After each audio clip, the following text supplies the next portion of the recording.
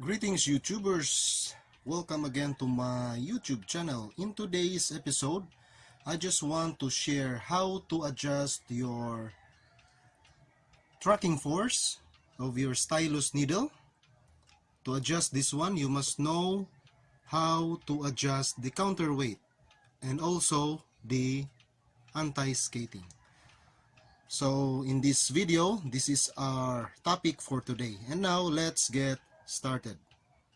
I'm going to demo here the techniques how to get the tracking force and the anti-skating. So I use these techniques because in my observation, this kind of style of tone arm with the counterweight at the back, many of the manufacturers like Pioneers, Technics, Denon, Onkyo, what brand it is, they use this kind of style. So that's why it triggers me to share this kind of tone arm. So before we start, guys, first thing we're gonna do is to get the 180 degrees of your tone arm. To get the 180 degrees, make sure here set this anti-skating to 0. There. If it is in a 1.5 or 1.75, make sure you set this to 0. And here, don't mind first about this here, guys. Okay, so we get first the 180 degrees. 180 degrees is here. Your tone arm must be parallel to the platter. Okay, I have here a drawing. So this is my drawing.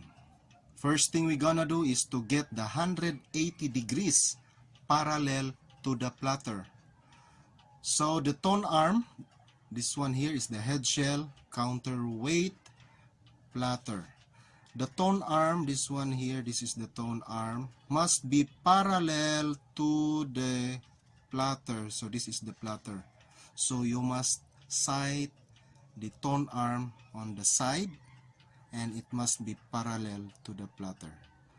If your tone arm looks like this is not parallel and this is not parallel.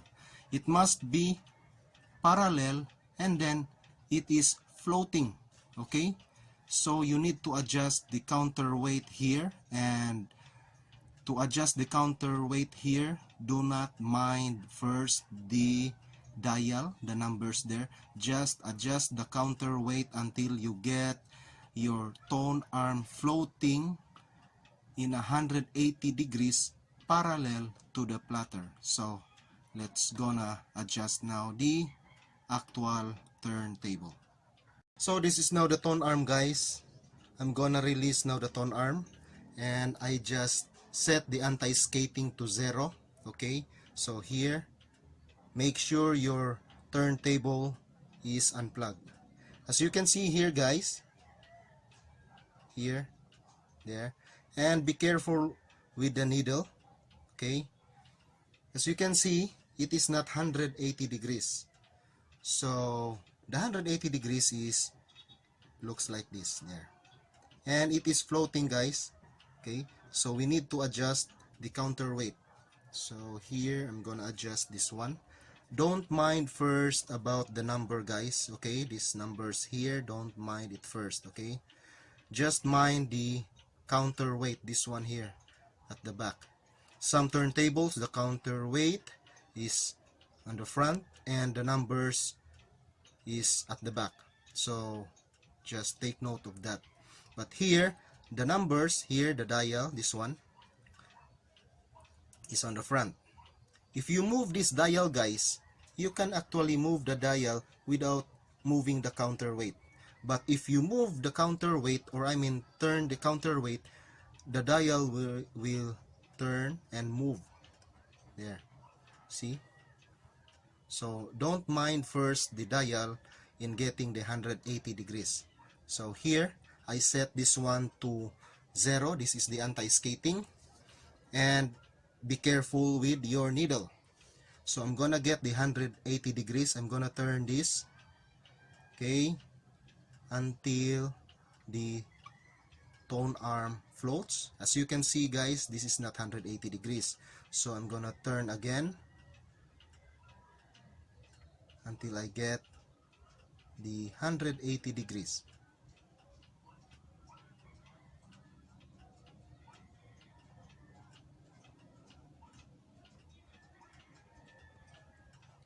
There.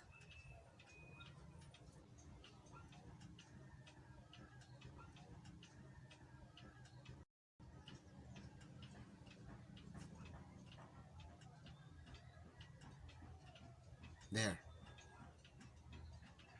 So as you can see, guys, my tone arm here is parallel to the platter, and it did not touch the armrest. I will try to tap here. It is floating. Okay, here, or I will do like this. It is floating. It will settle back to a 180 degrees. There. This one is parallel to the platter. And next step again is to place your tone arm to the armrest, lock your tone arm. Then we're gonna deal with these numbers here. So the numbers here are not set. So you need to set this number to 0, and this is your dial here. This one here, guys, has a mark, a line. There. There. So this one is your pointer. So make sure you don't turn this one. You turn the number here. Okay? You can turn clockwise or counterclockwise until you set it to 0. There.